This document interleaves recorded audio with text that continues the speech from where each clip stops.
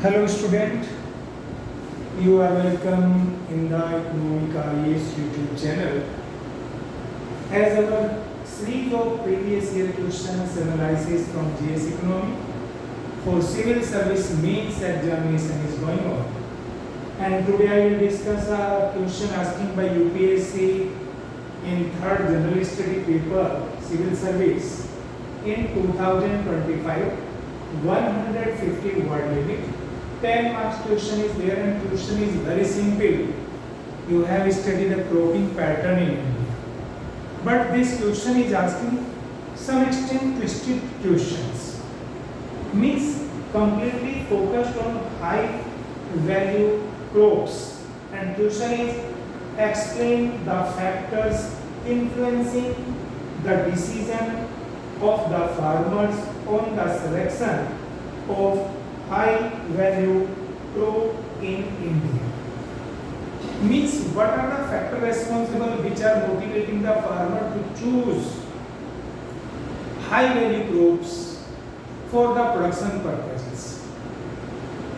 Student, when I discuss with you the cropping pattern and factor determining the cropping pattern, I have discussed 3 or 4 major factors like geographical situations, environment conditions, or eco-climatic conditions. Number second factor which I discussed with you, economic factor, and third is government policies. The same factor you can analyze here because you have to write down only 150 words and I can give you the multiple point for the explanation of these questions, how they are going to motivate the farmer to choose high value added or high value crops in present economic scenario. If you think, first of all, market demand and price variations. If you go through a study done by Professor Raj Krishan in Devariya district of Uttar Pradesh, what he finally concluded by his study, recent study. In his study, he finally concluded that generally farmers first like to meet their domestic demand of crop, after then they would go to produce cash crop for income maximization or profit maximization. And what are the main factor of profit maximization? Generally the demand. As you can see, if the first factor is market demand and price realization. If the crop's price is consistently increasing in the market, means its demand increasing in the market. What are the factors? Multiple factors are there for increasing demand. I am not going to elaborate, only just to give the thinking direction of this point. Urbanization, increasing income, increasing or shifting the demand pattern of the consumption of the society from traditional cereals crops to non-traditional high value crops like vegetables, fruits, dry fruits. They also prefer juice, etc. That is why the product which demand is higher, and why the product demand is higher urbanization. Around about 40% people recently population census is going on, and in February 2027 you will get the data on urbanization. In 2011 census there is 32% people living in urban area, and presently as I think more than 40% people are living in urban area, because all village areas are linking because of increasing population with urban area and they are fluxing in other way. It means sir, here urbanization speed is more in India because of multiple factors. This is not the point of discussion, but only you understand market demand and price realization means farmer would like to produce all those crops whose price is very high because of high demand in the market, and that product are high value crop as I told you, vegetable, fruits, flowers, etc. Second, agroclimatic conditions, as I priorly discussed with you this point. Geographical situations, soil conditions, water availability, temperature, zone of the economy, all these factors are going to be select the cropping pattern in a particular area. For example, Just you can take the example of North area, J&K, saffron, maximum dry fruits like badam, etc. is produced in this region. In Punjab, cereal crops, paddy, wheat, etc. And if I say for the high value crops, which kind of climate is necessary? Good quality soil, availability of water, availability of other inputs, climatic conditions should be favorable. That is motivating the farmer to produce high value crops, which I told you. Number third, availability of irrigation and water resources. According to the different study done by the economists in the area of cropping pattern, they finally conclude there are multiple inputs available, but out of them, most important factor is the availability of irrigation. As you can see, high value-added crop are needed more irrigation, more water availability. And if it is available in a particular region, farmer would like to grow that kinds of crop. Size of land and holding. Land holding means generally marginal farmers, you know what is the definition, 0 to 2 acre or 0 to 1 hectare land is known as marginal farmer. Small farmer, generally they would like to grow those crops which can maximize their income, or per acre profitability is high, and that profitability is higher only in case of high value crops. That is why a small size land, generally farmer would like to grow the high value crop so that they can earn the more income in that particular region. Again, access to technology and quality inputs. If governments available to the farmer or provide to the farmer subsidized agriculture inputs like fertilizer, seeds, and some kinds of technologies like drip irrigation, sprinkle irrigations, or technical equipment at low prices, farmer would like to grow the high value crops. Now come on the government policies and institutional support. A number of government policies initiated by the government of India. If I told you some policies like the mission for integrated development of horticulture, प्रधानमंत्री कृषि सिंचाई योजना, प्रधानमंत्री फसल बीमा योजना, and multiple schemes are there which are going to motivate the farmer to produce high value crop because risk is zero.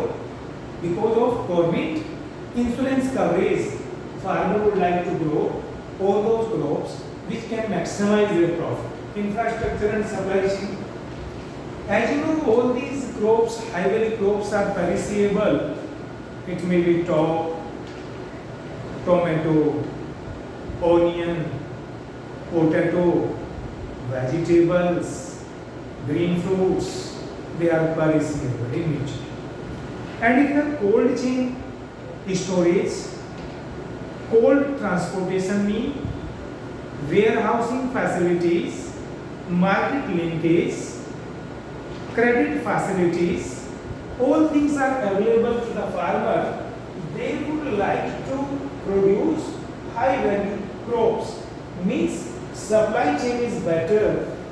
Or next point, as you can see, risk and income stability. If risk is minimum, food producer organizations are minimizing the risk. Government policies like crop insurance, Pradhan Mantri Fasal Bima Yojana is minimizing the risk, transfer the risk from farmer to government.